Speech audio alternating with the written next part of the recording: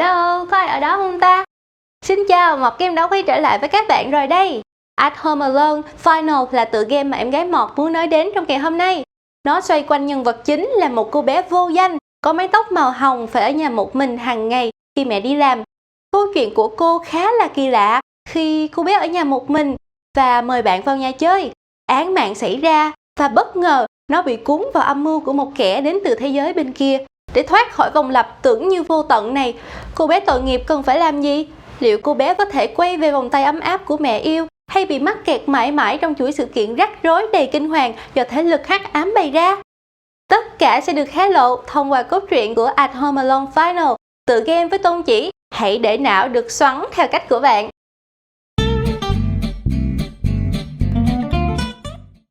Trang tin eSports hàng đầu Đông Nam Á với kho dữ liệu eSports khổng lồ, chuyên đưa tin và cập nhật kết quả các giải đấu nhanh chóng nóng hổi. Gosu Gamers đã chính thức có mặt tại Việt Nam. Hãy cùng theo dõi tại trang gosugamers.vn.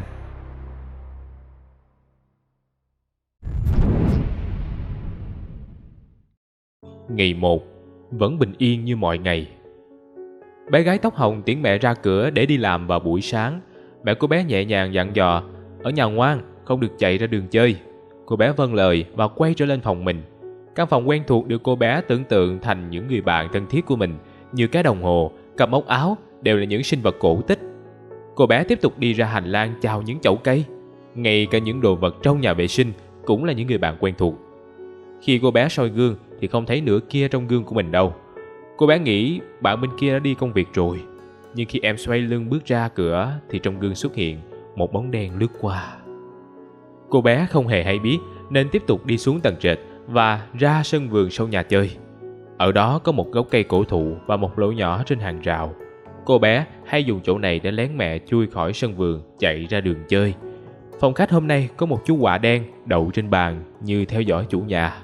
Trong nhà bếp có vài thùng đồ để ở góc chưa kịp xếp lên kệ, và tủ lạnh có một lát bánh kem mẹ để lại cho bé ăn. Khi bé đang đi quanh trong bếp thì có tiếng chuông gọi cửa. Cô bé nhanh chóng ra mở cửa thì không thấy ai cả. Dường như có ai đó nghịch phá chuông cửa. Nhìn ra phía đường, cô bé thấy một cậu bé tóc đỏ đang chơi bên ngoài.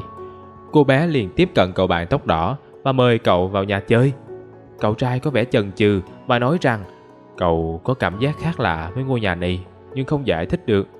Cậu tỏ vẻ thận trọng, nhưng khi nghe nói có lát bánh kem thì thích lắm, liền đi theo cô bé tóc hồng vào trong nhà. Cậu bé tỏ ra khá bất ngờ khi bước vào một ngôi nhà khang trang và sạch sẽ. Cô bé vội chạy vào bếp lấy miếng bánh kem ra đãi bạn. Khi cậu bé tóc đỏ đang ăn bánh kem thì lại có tiếng chuông cửa. Lần này cũng không có ai ở cửa nhà. Phía xa xa ngoài đường có một anh trai mặc áo trắng đang đi lanh quanh. Cô bé tóc hồng liền bước ra hỏi anh có phải là người bấm chuông hay không. Anh trai trả lời anh không biết, anh chỉ đi tìm đứa em trai là cậu bé có mái tóc đỏ. Cô bé nói mình có gặp cậu ta và rủ cậu vào nhà chơi. Anh trai nói rằng anh cần tìm đứa em này để dẫn nó về nhà gấp. Cô bé đành phải dắt cả anh trai này trở vào nhà. Tuy nhiên khi vào trong thì cô bé tóc đỏ không còn ngồi trong ghế sofa phòng khách nữa. Khi người anh cất tiếng gọi thì cô bé mới biết tên của cậu bé tóc đỏ là Can Tai. Phía trên lầu có tiếng sập cửa, đồng thời chuông cửa tiếp tục reo. Cô bé tóc hồng đành phải để anh trai tự đi lên lầu, còn mình ra mở cửa. Vẫn không có ai ở cửa. Xa xa ngoài đường là một cô bé tóc vàng dẫn theo một chú chó nhỏ. Cô bé tóc hồng chạy ra làm quen và được biết chú chó nhỏ tên là Dudong, giống chó Chihuahua. Cô bé chủ nhà vốn để ý người bạn này từ lâu nên nhân cơ hội này mời cô bạn vào nhà chơi cùng. Tuy nhiên một chuyện lạ đã xảy ra là cô bé không tài nào dắt cô bạn tóc vàng vào nhà được. Mỗi khi bước vào nhà thì cô bạn tóc vàng biến mất, và khi trở ra ngoài thì mọi thứ trở về thời điểm sau khi có người bấm chuông. Thử đủ mọi cách cũng không được nên cô bé tóc hồng đành chọn cách không mời bạn vào nhà nữa. Khi định quay lại với chuyện anh em Can Tai thì từ trên lầu có tiếng súng nổ kèm tiếng la thất thanh. Cô bé vội chạy lên và thấy hành lang có vết máu dẫn ra ban công. Chạy đến gần cửa ra ban công thì tiếp tục có một tiếng súng và tiếng thét nữa. Phía trước là anh của Can Tai cũng đang đuổi theo vết máu. Khi ra đến ban công thì một cảnh tượng khủng khiếp hiện ra. Can Tai rơi xuống phía dưới ban công nằm chết trên vũng máu ngay trước cửa chính của ngôi nhà. Mọi thứ trở nên tối sầm lại. Một cái bóng màu cam xuất hiện trong một hành lang tối. Nó cố đi tới phía bên kia của hành lang, nơi đang có một vật gì đó đang nằm sẵn.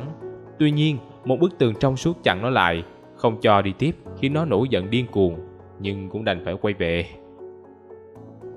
Ngày 2, lựa chọn khác đi thì sao? Mọi thứ quay trở về buổi sáng. Bé gái tóc hồng tiễn người mẹ không có khuôn mặt đi làm. Câu chuyện vẫn diễn biến như trước, cho đến khi cô bé mời anh của Can Tai vào nhà tìm em. Họ không tìm thấy cậu bé và nghe tiếng cửa sập trên lầu. Lúc này tiếng chuông cửa vang lên, nhưng cô bé không ra mở, mà quyết định cùng người anh lên tầng trên tìm kiếm. Ai đó đã trốn vào phòng của cô bé và khóa cửa lại.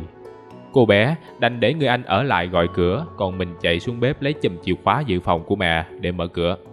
Cô bé cùng anh trai dùng chìa khóa mở cửa phòng vào trong, thì không thấy ai cả. Hai người bắt đầu tìm kiếm xem cậu bé có trốn vào góc nào không, thì bất ngờ bên ngoài có tiếng súng và tiếng thét.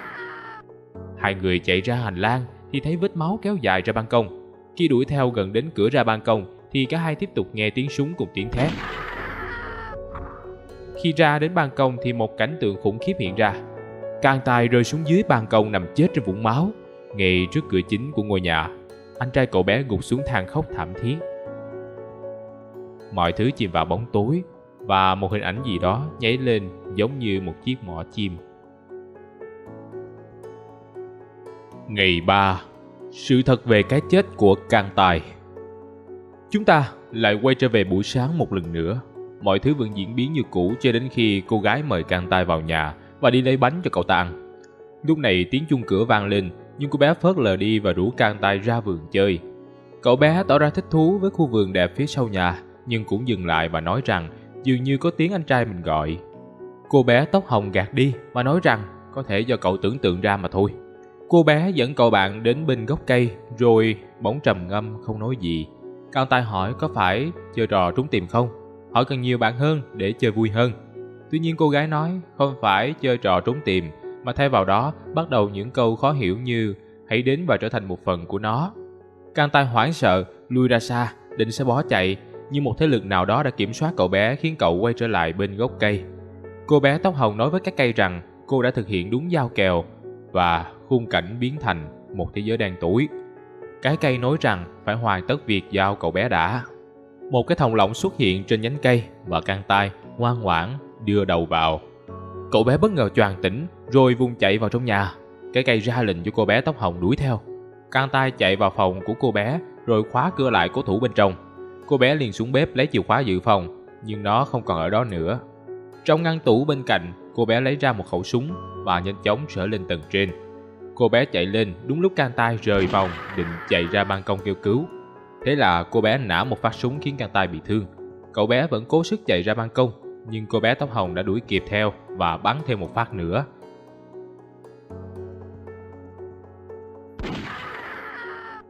Cậu bé trúng đạn rơi xuống sân phía dưới, trong khi cô bé tóc hồng bước trở vào trong nhà. Lạ thay, khi nhìn xuống phía dưới sân thì xác của Can Tai lại biến thành chính cô bé tóc hồng đang nằm trên vũng máu. Màn hình chuyển sang một nơi tối tăm và đang mưa nặng hạt. Một bóng người đứng trước một dãy số được vẽ trên mặt đất. Ngày 4. Vòng lặp kỳ lạ. Câu chuyện một lần nữa trở về buổi sáng khi cô bé tiễn mẹ đi làm. Tuy nhiên người mẹ lúc này không những không có khuôn mặt mà còn bị kẹt lại ở cửa. Cô bé lên phòng đọc nhật ký của mình. Nó được ghi ở những ngày trong tháng 7 năm 2033. Cô bé từng gặp cô gái tóc vàng và rất muốn làm quen, nhưng chưa có cơ hội. Một ông chú vô tình đụng phải bé, làm rơi cây kem của em, và một người đàn ông tóc đỏ có vẻ đang rình mò căn nhà của cô bé. Mọi việc tiếp diễn cho đến khi cô bé đưa bánh kem cho Can Tai và có tiếng chuông cửa. Một phân thân của cô bé rời đi mở cửa, trong khi cô bé vẫn ở lại dẫn Can Tai ra vườn nhà. Khi Can Tai bỏ chạy và cố thủ trong phòng, thì phân thân của cô bé và anh trai của Can Tai đang đứng gõ cửa, nhưng họ không nhìn thấy cô bé lẫn Can Tai. Dường như hai người kia đang ở một chiều không gian khác. Mọi việc tiếp tục diễn biến cho đến khi Can Tai bị bắn và rơi xuống sân chết. Từ trong nhà, cô bé tóc hồng mở cửa bước ra ngoài, bước qua cái xác của Can Tai và trò chuyện với một Can Tai khác đang đứng ngoài đường như một vòng lặp mới. Ngày 5. Giao ước chốn âm ty. Cõi âm ti lạnh lẽo, một người mặc áo choàng trắng với cái mỏ chim dài đi dọc đường. Một hồn ma màu hồng than khóc bên đường, không chấp nhận mình đã chết. Người mặc áo choàng đi đến đài phun nước, múc một lọ nước ở gần đó, rồi quay trở lại chỗ hồn ma. Người này nói rằng hãy lập một giao ước. Hồn ma màu hồng có thể hồi sinh và trở về gặp mẹ với điều kiện phải mang cho ông ta thứ được chỉ định. Chỉ cần mai nó đến gốc cây sau nhà để giao ra là được. Hồn ma đồng ý.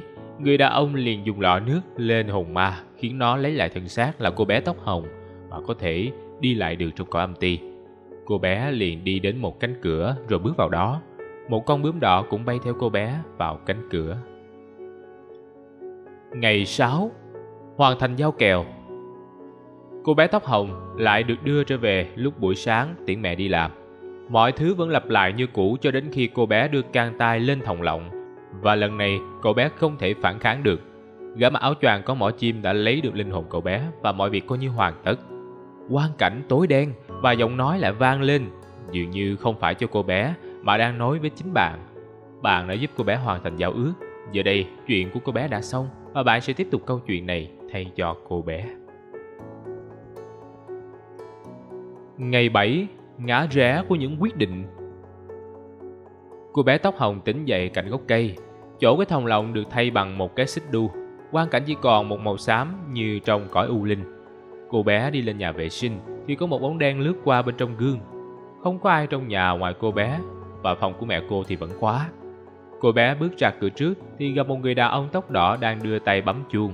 Người đàn ông nói với cô bé, nhưng có vẻ như nói với chính bạn, rằng lúc này có thể nhìn thấy hắn ta, tức là gã kia đã lấy được linh hồn. Gã kia giờ lại chuyển qua lấy linh hồn trẻ con, và chỉ có bạn mới có thể cứu cô bé ra khỏi cảnh này.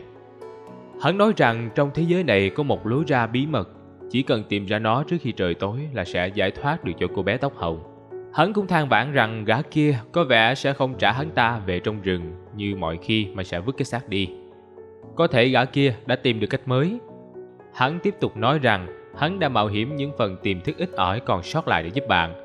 Khi được kích hoạt đúng lúc, hắn sẽ giúp bạn đánh bại gã kia. Gã tóc đỏ tiếp tục hướng dẫn bạn vào ảo cảnh mê cung để giải thoát các mảnh linh hồn bị phong ấn của cô bé.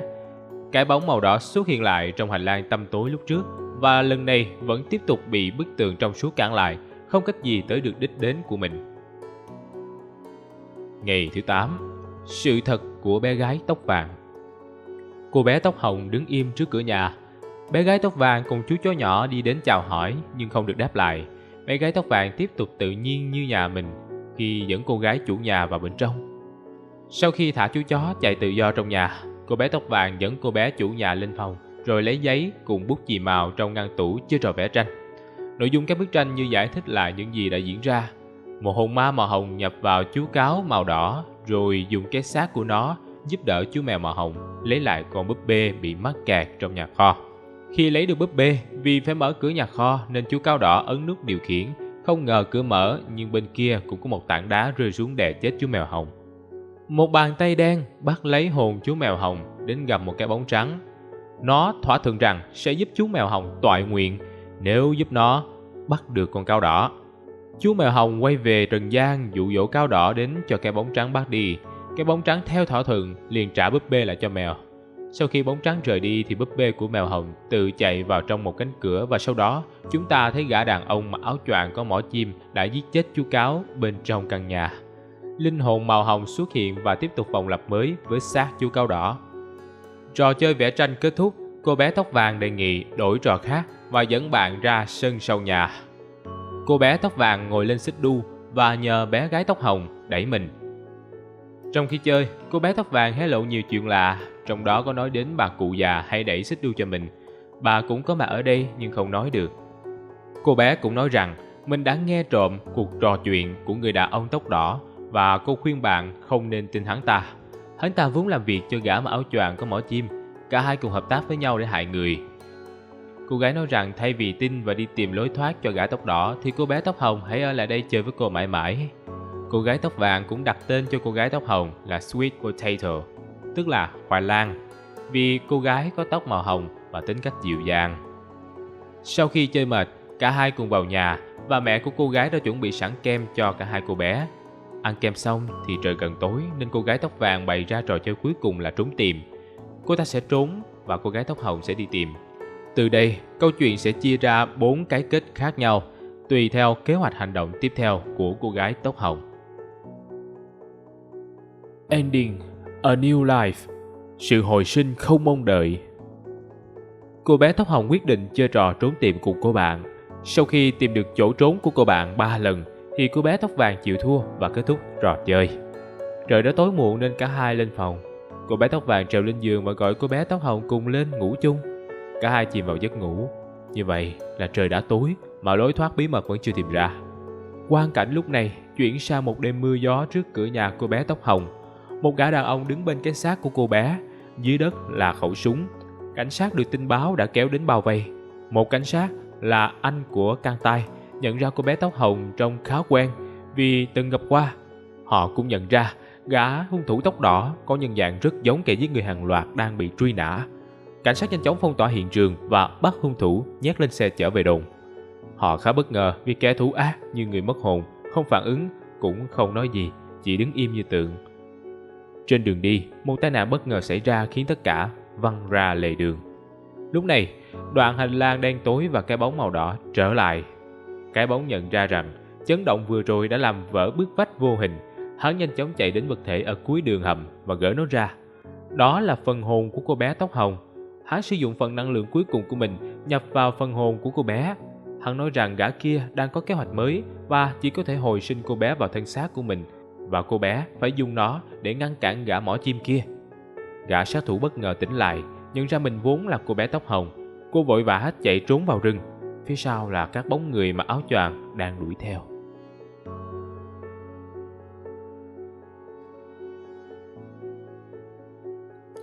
Ending: Floating Butterfly. Cái chết của con bướm nhỏ. Cô bé tóc hồng không đi tìm cô bạn đang trốn, mà trò chuyện với con quạ đâu gần đó. Nó đưa cô bé trở về ngày đầu tiên. Cô ra sân vườn phía sau nhà, đẩy cái ghế trong sân đến chỗ hàng rào mà mình hay trốn đi chơi. Cô gái trèo lên ghế, nhảy ra sân trước và bắt gặp kẻ phá chuông chính là linh hồn của người đàn ông tóc đỏ. Anh ta nói những lời bóng gió, gợi ý rằng đừng làm theo hướng dẫn của gã kia, nếu không sẽ hoàn toàn trở thành con rối của hắn. Anh sẽ tìm cách giúp đỡ cô bé sau. Khi đi ra bên ngoài, cô bé cũng phát hiện một tờ báo trên tường với nội dung là ngày 13 tháng 7 có một kẻ cướp đã trèo vào nhà, giết chết một cô bé và biến mất. Cạnh đó là thông tin nói về một người học sinh trung học mất tích cách đây 5 năm, đến nay vẫn chưa tìm được. Những người đi qua cô bé như anh trai của Can Tai, cô gái tóc vàng đều có bóng mờ của chính cô bé tóc hồng. Anh chàng tóc đỏ lại nhấn chuông và giải thích rằng đây là thế giới bên trong linh hồn của cô bé. Tất cả mọi người đều là một phần linh hồn của cô bé tách ra. Sự khác biệt về ngoại hình là do chính tiềm thức của cô bé gắn vào đó. Gã kia đang xâm nhập vào thế giới linh hồn của cô bé và tìm cách điều khiển cô. Người đàn ông tóc đỏ biến mất và sau đó cái xác của Can Tai hiện ra ở trước nhà. Cô bé tóc hồng được đưa trở lại thời điểm chơi trốn tìm. Cô bé không chơi nữa mà nhanh chóng quay về phòng mình. Cô nhặt chiếc ghế trong phòng, mang sang nhà vệ sinh, ném vỡ cái gương soi mặt. Phía sau tấm gương để lộ một đường hầm. Cô bé chui vào đó và thoát ra bên kia. Đây là một thế giới đảo ngược của căn nhà như phản chiếu qua gương. Cô bé liền đi khỏi nhà vệ sinh và bước sang hành lang dẫn ra ban công. Cô bé tóc vàng xuất hiện phía sau gọi cô quay trở lại. Khi phát hiện cô bạn không còn tin mình nữa, cô gái tóc vàng liền đến lộ gương mặt quỷ và đuổi theo. Cô bé tóc hồng chạy qua đoạn hành lang ảo cảnh đầy ma quỷ, nhưng khi đến cửa dẫn ra ban công, cánh cửa không dẫn ra ban công mà đưa cô bé ngược về chốn âm ti như khi trò chuyện với gã mặc áo choàng có mỏ chim. Cô bé đi một đoạn thì gặp lại gã kia. Nhìn thấy con mồi xuất hiện tại đây, hắn hiểu ngay rằng tên tóc đỏ đã phản và tiết lộ lối ra bí mật giúp cô bé chạy thoát. Gã phản diện đang muốn bắt cô bé lại thì con bướm đỏ đại diện cho người đàn ông tóc đỏ từ người cô bé phóng thẳng vào mặt kẻ địch rồi phát nổ. Cô bé tóc hồng tỉnh dậy, xung quanh là âm ti nhưng bị hoang tàn sau vụ nổ. Cô bé bước đi và gặp một sinh vật kỳ lạ bám vào một cái cây. Nó bảo cô bé hãy chạy đi. Cô bé lang thang trong cỏ âm ti rộng lớn. Có một lối đi bị chặn bằng những trụ lớn có vẻ là lối ra. Giữa khu vực âm ti là một tế đàn với 4 ô nhỏ dường như để gắn 4 chìa khóa. Cô bé lang thang đến một bệ thờ nhỏ có một con dao và một chậu nước. Cô bé tóc hồng dùng con dao đâm liên tiếp vào người đến khi con dao biến mất và trong chậu nước xuất hiện một mảnh chìa khóa.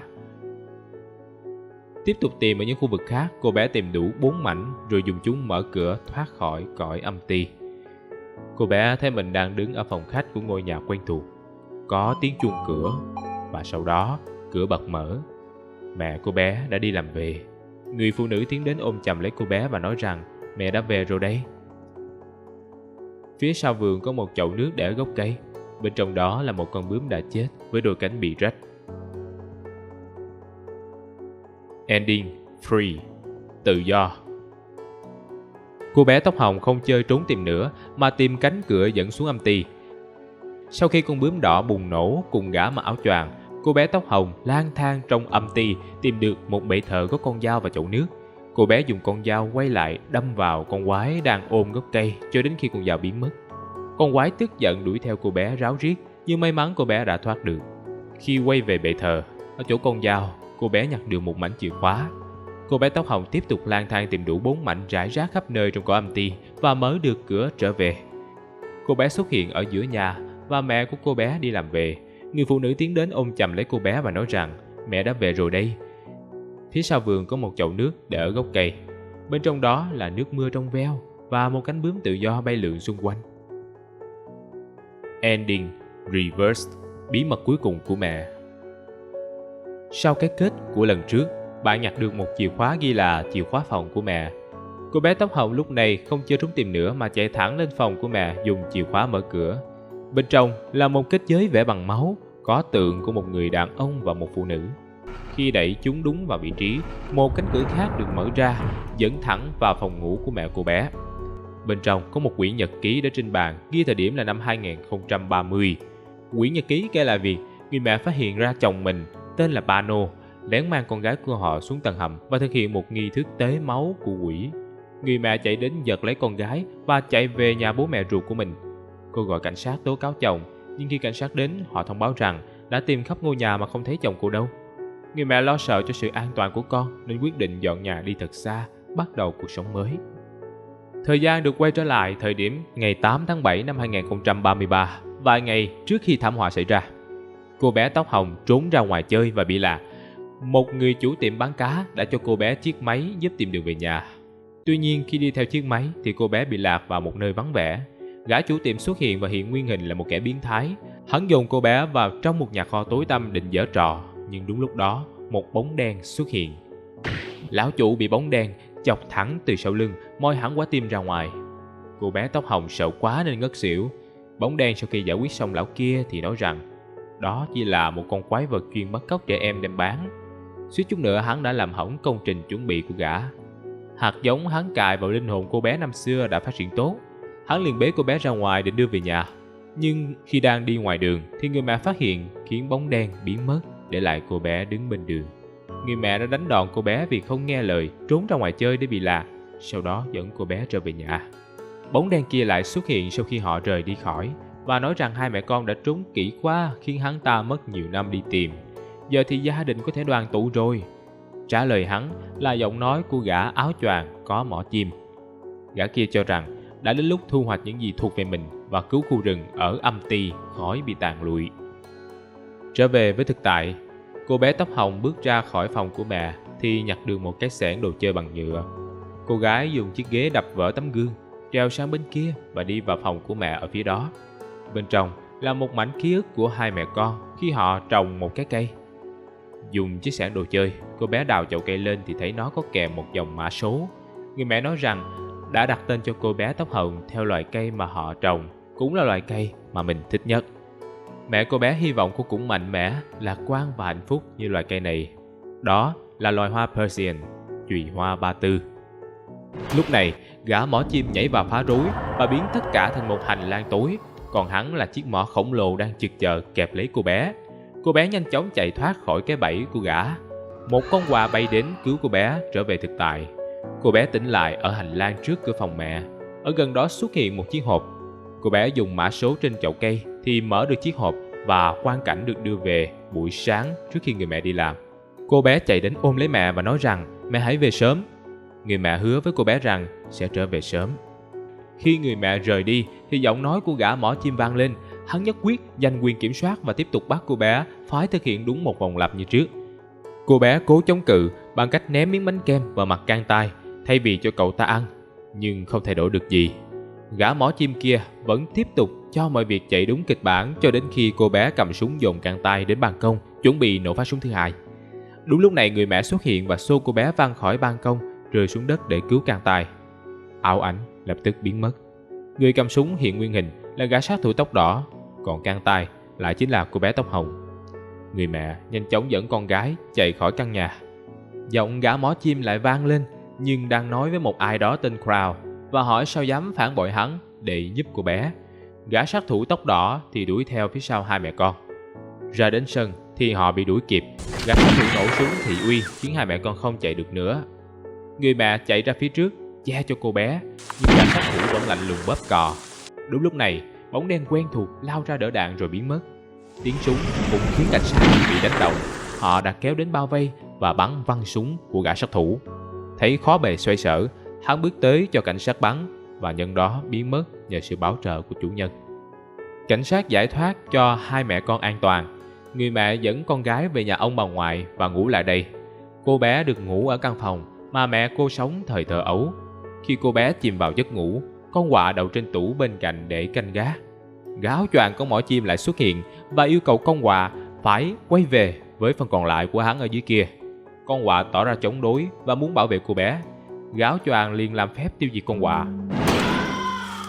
Trước khi bỏ đi, hắn còn nói rằng hắn sẽ không đầu hàng, đây mới chỉ là khởi đầu thôi. Nghe mà rùng mình thay cho bé gái nhỏ Persian quá các ông à. Rồi từ đây, một kẻ từ cõi âm sẽ cứ đeo bám cô bé, thực hiện trò vọng lập chết chóc kia cho đến khi có người ngã xuống. Bấy nhiêu vẫn là chưa đủ. Chừng nào cõi âm ti của hắn ta còn chưa ổn, hắn còn chưa có được thứ mình muốn từ cô bé, thì mọi thứ sẽ không ngừng lại. Sợ quá. Thôi Mọt, tôi dừng ở đây. Anh em có thể chia sẻ cảm nhận của mình tại phần bình luận để cùng sợ chung với Mọt nha. Đừng quên, Mọt sẽ còn rất nhiều video khác sẽ lên sóng vào lúc 12 giờ trưa thứ 3, 5, 7 Chủ nhật hàng tuần nha. Tạm biệt anh em. Em đang cảm nghiệm ở trong